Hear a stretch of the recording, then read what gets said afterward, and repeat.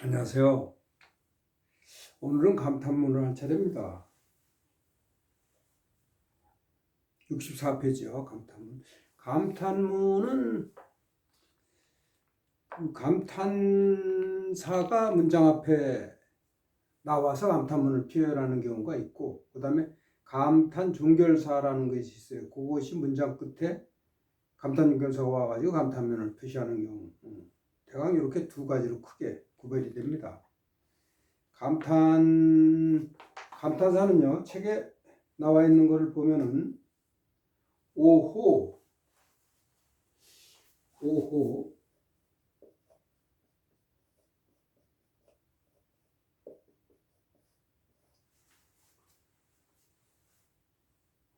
오호, 그 다음에 오호,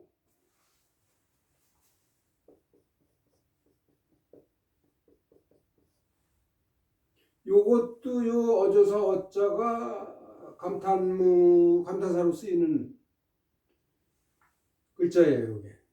그럴 적에는 이게 어자가 아니라 오자로 발음이 돼요. 감탄사로다 될 적에는. 그 다음에 이것도 호, 어조사 호자가 앞에 나와 있는 입구가 있는 호자하고 같이 쓰여요. 이 입구가 나오는 거는 보통 누구를 부르다, 호흡하다, 호칭한다, 이럴 때 소리치다 이렇게 되는데, 그것이 감탄 연결사로 같이 이렇게 쓰입니다.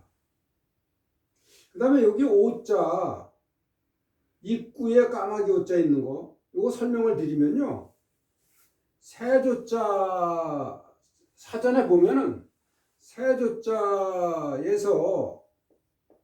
까마귀는 까맣기 때문에 눈도 까맣고, 이게 눈이 있는지 없는지 알 수가 없어서 요 핵 하나가 빠진 거예요, 이게 세두자에서. 그래서 요 눈의 표시인데 눈이 없는 거, 그게 오자가 된 거예요. 근데 요 오자 자체도 탄식하는 소리 이런 뜻이 있는데, 거기에 요 입구를 붙여가지고 더욱 슬프다, 탄식하다 이런 뜻으로 쓰여요. 그래가지고 감탄사로 쓰이는 거예요.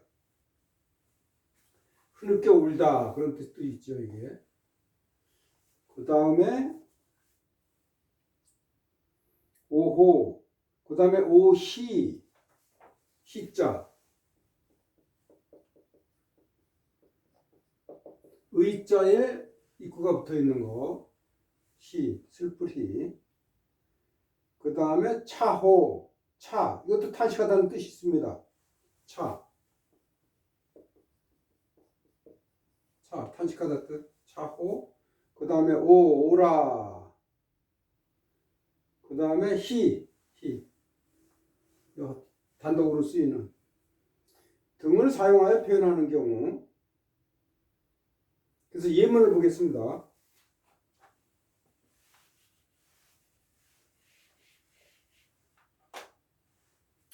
오호 통제라. 이거 자주 쓰이죠. 오호 통제라. 슬프구나. 애통스럽다도.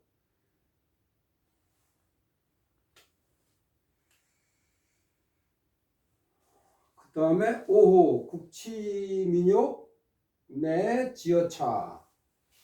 오호 슬프도다. 국치민욕 나라의 치욕. 그 다음에 민욕이 이 여자가 들어갔다고 봐야 되겠죠. 국치민욕이 나라의 치욕과 나라의 수치와 백성들의 욕됨이 마침내 이에 이르렀구나, 이렇게 해가지고 이게 감탄문이 되죠. 그 다음에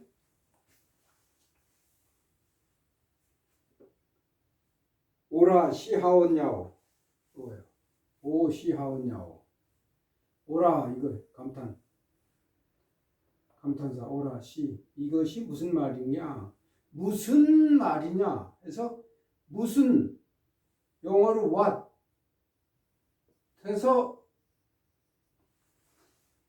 하가 무슨 이 언을 수식을 그래서 언이 명사니까 말 하가 의문 형용사라고 볼 수 있어요. 이렇게 되면 하원 무슨 말. 근데 이걸 또 다른 방식으로 해석이 되면은 해석을 하면은 무엇을 말하는가 해서 하를 목적으로 보고 그 다음에 말하다 이걸 서술어로 타동사로 박아서 무엇을 말하는가 이렇게 도치된 형태로요. 그렇게 두 가지로 볼 수가 있어요. 그 다음에 안현사 예문 보겠습니다. 안현사 안현이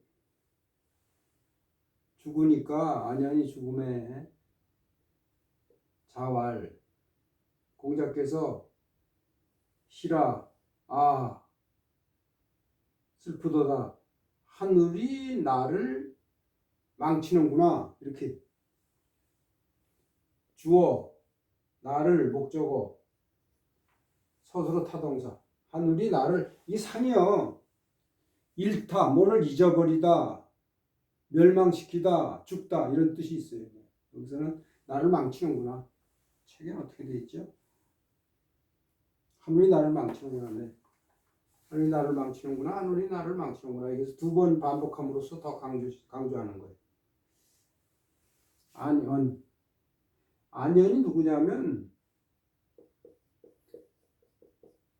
공자의 수제자인 안해를 얘기해요.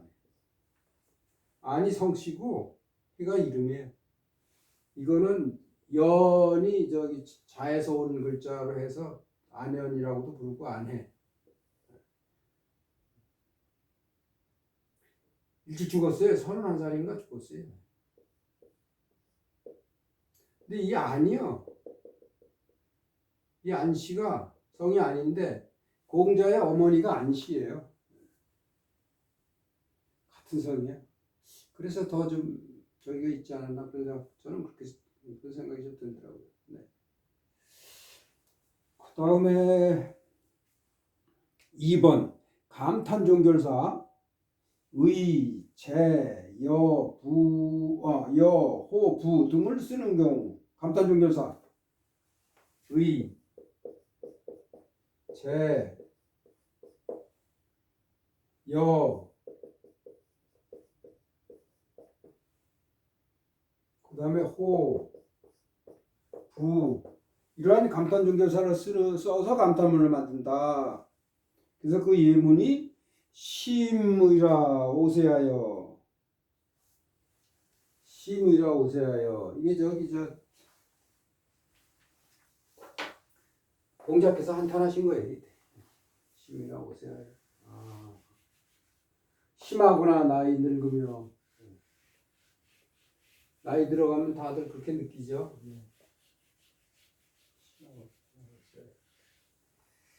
에제라 오세하여 네, 슬프더다 나이 늙으며 네, 참 어쩔 수 없죠. 세월은. 그 다음에 현재라 해야 해요. 조금 전에 안해 있었잖아요. 이게 이름을 부르는 거예요. 보통 이름을 불러요. 제자들 이름 이렇게.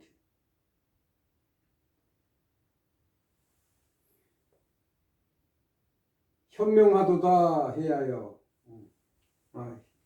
안해요. 이렇게. 어질구나 해야 해요. 네, 그렇게 책은 그렇게 되어 있습니다. 그 다음에 자격경 어위 문장을 보겠습니다. 자격경 어위 여기 경자예요. 경세 옛날에 돌로 이렇게 깎아서 쭉 매달아놓은 거 있잖아요. 경세 자격경세 어위 유하괴 이게 이제 삼택이 괴자입니다. 책에 의미 달려져 있어요. 이과공시 지문자 왈 유심자라 격경호여 이렇게 돼 있어요. 네.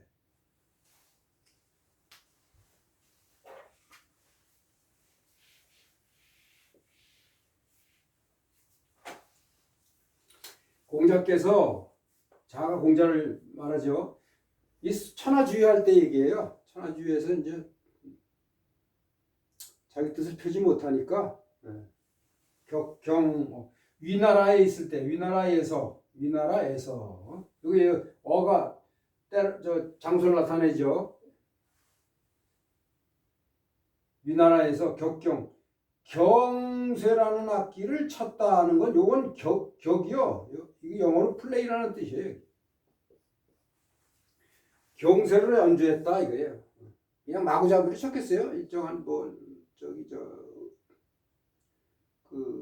연주하는 걸로 쳤겠죠. 예. 경쇠를 치니까 뭐에서 끝에 자가 나와요. 예. 유자 이렇게 찾아보라 그랬죠. 여기 한 묶음이 된다고요. 패키지가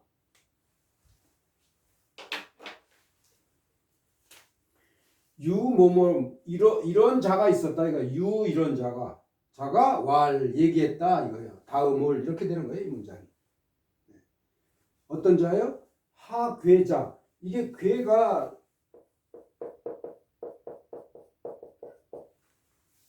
풀초에 귀자가 들어가 있는 겁니다. 이게 삼택이라는 뜻인데 저는 어렸을 적에 시골에서 삼택이 많이 봤죠. 쓰고 그 삼택이 엮는 것도 봤죠. 집으로 만드는 거. 그러니까 이 집으로 삼택이를 만들어요. 그래가지고 요게 귀자 발음인데 귀가 괴로 음이 변한 거예요. 그래서 뜻은 여기 지푸를 만드니까 집이 풀이죠. 풀에서 오고 발음은 여기에서 따왔어요. 근데 요 귀자가 발음이 괴자로 바뀌면서 삼택이라는 뜻이 되는 거라 이거. 요 글자를 분석을 해보면 몇 번 말씀을 드렸습니다. 변이 뜻을 나타내고 그 다음에 옆에 있는 글자가 음을 나타내서 뜻이 형성이 된다고요. 그래서 삼택이가 됐다 이겁니다. 하괴, 삼택이를 짊어진, 삼택이 목적어, 그 다음에 타동사 서술어죠. 삼택이를 짊어져서 그리고 공치지문, 공시의 문을 지나가는 자가 있었어요. 삼택이를 짊어지고는 공시지문이 여기 책에 그냥 이게 도로에 있는 건데 공시지문이라고 그러지만 이게 공자님 집이에요. 공자님이 묵고 계셨던 곳. 공자님의 집 앞으로 지나가면서 뭐라고 얘기했냐? 그 사람이 유심제라 격경호여. 이게 감탄종결사라 이겁니다. 이와 같이. 마음이 있도다. 경세를 연주하며 이렇게 얘기한 거예요. 마음이 어디 있어요? 유심 여기 사이에 치천하라고 이렇게 생각하시면 돼요. 치천하가 빠졌다고. 천하를 다스림에 마음이 있도다 이렇게. 이 뜻이 잘 안 펴지니까 천하를 다스림에 마음이 있어서 미련을 못 버린다 이거죠. 천하를 다스리는데 유심 치천하제 격경호여 이렇게 되는 거예요.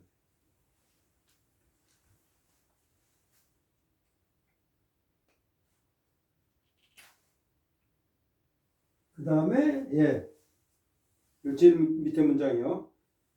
서자 여사부 불사주야로다. 이것도 논어에 나와 있는 건데 요 앞에요. 요 글이 있어요. 그래서 요거를 넣었어요. 요 전체가 논어에 있어요. 이거 전체 넣으면은 공자께서 제천상 이게 상이라는 게 개울 위에가 아니라 개울 가에. 그래서 이게 상이 이런 때는 가예요. 이 정상이라고 그러면은 우물 위가 아니잖아요. 우물가. 우물가에 행수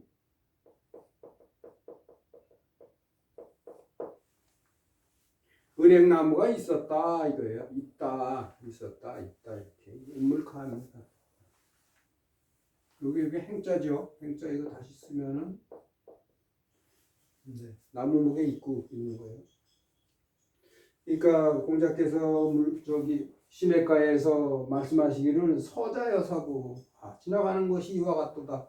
서자 가는 것이 가는 것 서자 서자가요 가는 것 이게 왕자라는 것도 똑같아요. 왕자. 가는 것 자자가 붙으면 뭐하는 것 뭐하는 사람 이렇게 되잖아요.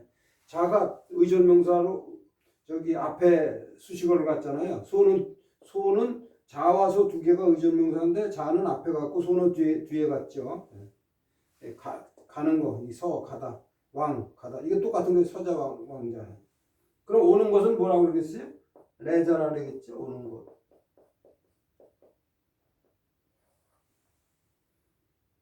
왕자 불추 레자 불거라는 말이 있었잖아요. 앞에 그런 저기 예문을 한번 말씀드렸죠. 간 사람 좋지 않고 오는 사람 오는 건 막지 않는다. 그래서 가는 것이 뭐예요? 그러니까 개울가에서 이렇게 개울에 물이 끊임없이 흘러가는 걸 보시면서 가는 것이 이와 같도다. 가는 것이 개울을 얘기하는 게 물 흐르는 개울에서. 그러니까 흘러가는 세월이 이렇다 이거죠.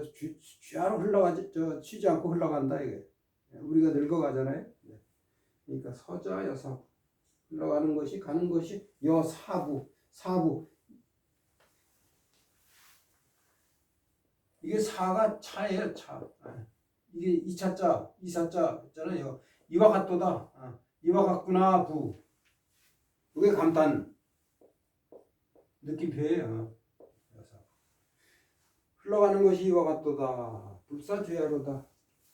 밤낮으로 쉬지 않는구나. 그럼 밤낮 어쩌가 빠졌다고 볼 수가 있겠죠. 불사어주야 밤낮으로. 그래서 요 전체가 불사어주야에서 요 어주야가 요게 저기 부사구가 된다 이겁니다. 전치사구인데 부사어 노릇을 한다 이거예요.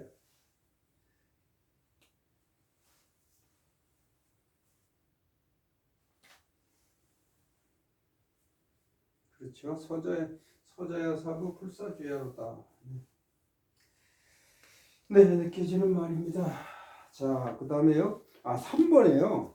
3번에 이건 조금 3번에 또 감탄인 경우가 이런 것들이 있다 해가지고 3번에 넣는데 기,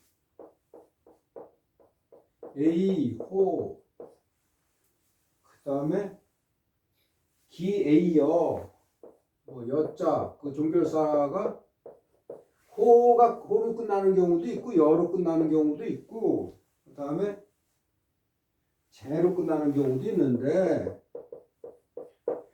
이런 것들이 보통 추측 단언하지 않고 완곡하게 얘기하면서 추측하면서 완곡하게 얘기하는 표현으로 이게 많이 쓰여요. 근데 기 앞에 주어가 있습니다. 주어. 이 주어가 앞에 있는 것이 이것이 이렇구나 이런 추측 완곡하게 표현. 특히 공자 이런 분들은 단언해서 표현을 안 하잖아요. 완곡하게 표현을 해요.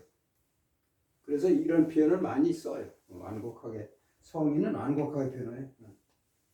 단정져서 얘기를 안 하고. 그런데 그 중에 완곡하게 표현하는 중에 그 감탄의 의미를 나타내는 경우도 있다 이겁니다. 그래서 여기 책에 보면은 참으로 A구나 분명 A로구나 이렇게 쓰이는 경우가 있다 이거예요. 그래서 요거에 대해서 예문을 하나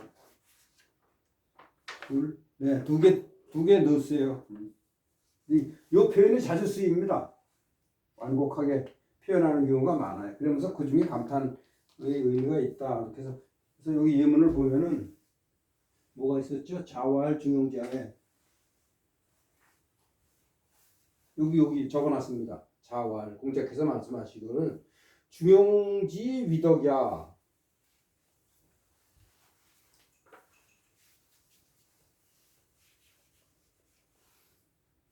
중용지 위덕이야. 중용이 이게 지자가 뒤에 요게 서술어가 나오잖아요. 서술어가 나오면 이게 주격이 되죠. 주격이라고 우리가 부르죠. 허사지 중에서 허사지가 첫째 주격, 두 번째 관형격, 세 번째 목적격. 이 뒤에 나와요. 근데 미리 말씀드리는 거예요, 이게. 주격, 관형격, 목적격 이렇게 세 가지로 쓰이는데 지 뒤에 서술어가 나오면 보통 주격이 되고 지 뒤에 명사가 나오면은 관형격이 되고 관형격은 뭐뭐뭐 하는 뭐뭐뭐 한 그 다음에 어부 뭐뭐의 이런 뜻으로 쓰이는 게 관형격이라 그랬죠. 그 다음에 목적격으로 쓰는 것은 누구누구를 을을 이렇게 해석을 하는 경우를 목적격이라고 했잖아요. 여기는 이게 서술어잖아요. 그러니까 이게 주격이 되겠죠. 그래서 공자께서 말씀하시기를 중용이 덕이 되는 것은 해서 이게 참 자주 나오네요. 요게 무슨 패턴이냐면은 A, G, B 이하 패턴이에요. A가 중용이고 B가 위덕이잖아요. 요거 제가 이 경우에는 두 가지가 있다 그랬죠. 하나는 요게 절이잖아요. A, G, B. 이 전체 문장에서 여기 한 부분을 나타내잖아요. 그러니까 절이 되죠.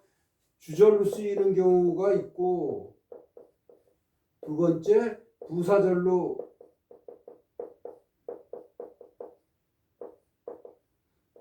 쓰이는 경우가 있는데 주절인 경우에는 주어니까 주어 역할을 하니까 뭐뭐가 뭐뭐 해서 요 가자로 붙여준다 그랬잖아요. 뭐뭐가 뭐뭐는 이렇게. 그 다음에 부사절 적에는 뭐뭐 할 때에 해서 뭐뭐 할 때 이렇게 번역을 한다 그랬죠. 여기서는 주절 역할을 하잖아요. 아까 제가 말씀드렸죠. 기 A 호 여 제 앞에 주어가 오는 경우. 이게 이 전체가 주어예요. 이 전체. 그러면 이게 번역은 어떻게 되어 있어요? 주어 역할을 하니까 중용이 덕이 되는 것이 이렇게 이렇게 해서 이자를 붙여야 되겠죠. 주격 조사를 붙여야 되죠. 이거 이자가 주격 조사 아니에요. 우리나라 말로. 그러니까 공자께서 말씀하시기를 중용이 덕이 되는 것은 기호 이렇구나 해서 감탄의 의미가 있다. 그래서 여기다 감탄문에 이런 종류가 있다. 그걸 집어넣은 거예요. 뭐가 돼요? 지호사에 요거를 번역을 해서 요거를 갖다 하시리 감탄의 의미를 부여하는 걸로 번역을 하면 되잖아요. 지극하도다 이렇게요. 공자께서 말씀하실 중요의 덕은 지극하구나 이렇게. 책이 어떻게 돼 있죠? 번역이 중용의 덕이 되는 것은 참으로 지극하구나 이렇게 썼네. 참으로 지극하구나 이렇게 번역을 했잖아요. 근데 만약에 요거 지호 요걸 갖다 벗겨내고 요거만 나왔다. 지의다. 그럼 뜻이 어떻게 되겠어요? 중요의 덕됨이 지극하다 이렇게 거의 단정하다시피 이렇게 말을 하니까 그거를 피해서 완곡하게 얘기하면서 감탄의 의미가 들어가게 기호를 앞에 기를 넣고 뒤에다 호를 넣어서 이렇게 씌운 거예요. 이거 지의를 이렇게 씌운 거예요. 그렇게 생각하시면 돼요. 빼도 뜻은 돼요. 근데 의미 억양이 그렇게 완곡하게 안 되죠. 그리고 여기서는 또 감탄의 의미를 넣어야 되니까 감탄의 의미도 없어지죠. 지의만 되면. 자, 그 다음에 마지막에 중리왈 시작용자 기무후어인저. 이것도 이거 저기에 나오는 말인데요. 저기서 나왔는데 논어에서 나왔는데 중리라고 그러니까 뭐 공자께서 말씀하시기를 그랬으니까 좀 논어에서 나왔겠죠. 여기 적어놨습니다 옆에.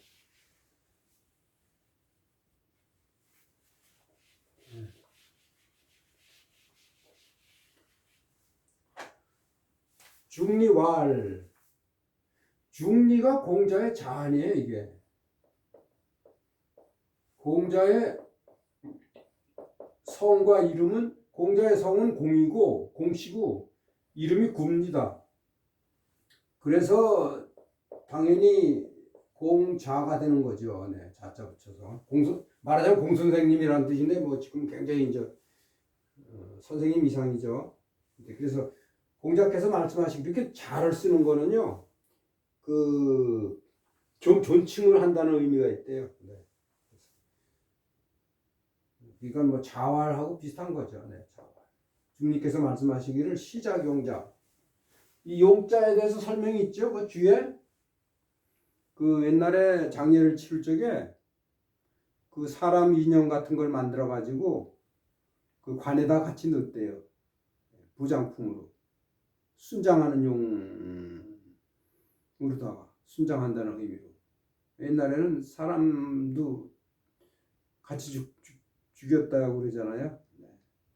뭐 말 그런 것도 같이 순장을 하고. 자, 그래서 공자께서 말씀하시기를 처음으로 이게 부사입니다. 처음으로 작을 수식을 하죠. 처음으로 만든 사람, 뭐를 만든 사람? 그 부장품. 용을 만드는 사람, 만든 자, 처음으로 용을 만든 자는 기 뭐뭐뭐호, 뭐뭐 할 거다 기호. 이렇게 해서 이 사이에 뭐가 있어요?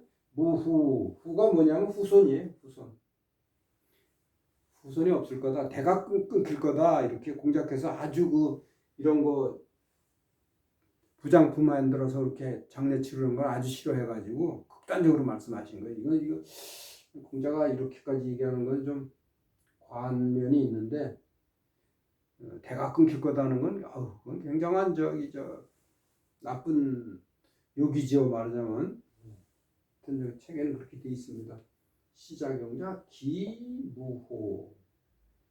대가 끊길 거다 없을 것이다 해서 기호. 근데 만약에 이거를 기호를 벗겨내고 무후만 남기면은 무후의 이렇게 되겠죠.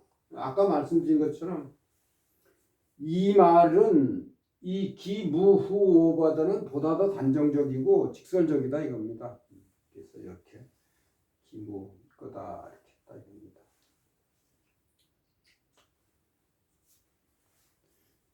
자, 그다음에 12번 다음 페이지의 12번 도치문은 다음 시간에 하겠습니다. 네, 수고하셨습니다. 안녕히 계십시오.